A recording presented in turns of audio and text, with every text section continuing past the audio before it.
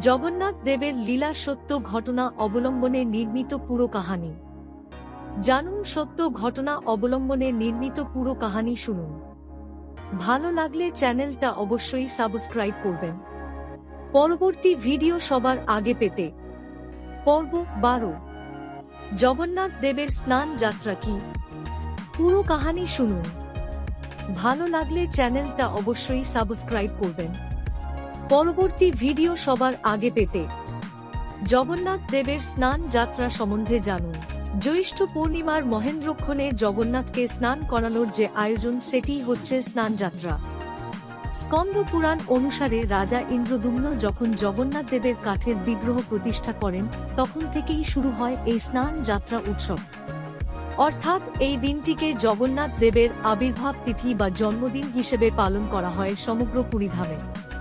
এই কারণে দেবস্নানা পূর্ণিমার পূর্ণময় তিথি এবং স্নানযাত্রা উৎসব প্রভু জগন্নাথের সকল ভক্ত তথা বৈষ্ণবদের জন্য এটি অত্যন্ত শুভ দিন।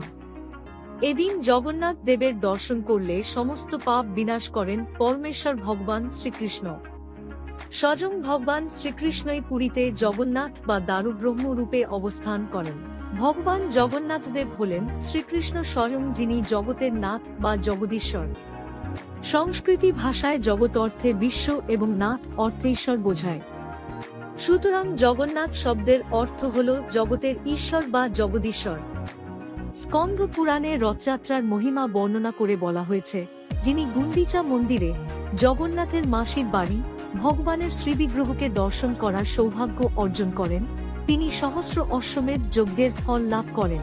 জগন্নাথ দেবের আবির্ভাব তিথিকে স্মরণীয় করে রাখার জন্য জ্যৈষ্ঠ মাসের পূর্ণিমা তিথিতে জগন্নাথ দেবের এক বিশেষ স্নান যাত্রা অনুষ্ঠিত হয়।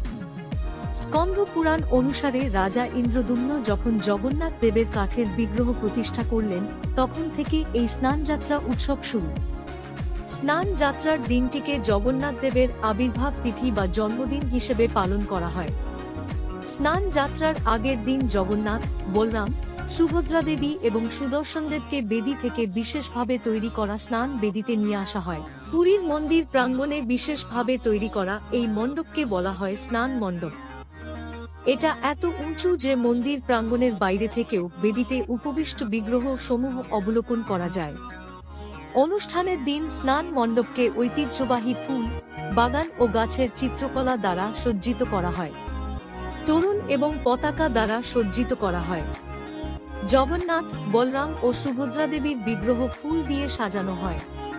এরপর বিগ্রহের উদ্দেশ্যে ধূপ ধুনা অর্পণ করা হয়।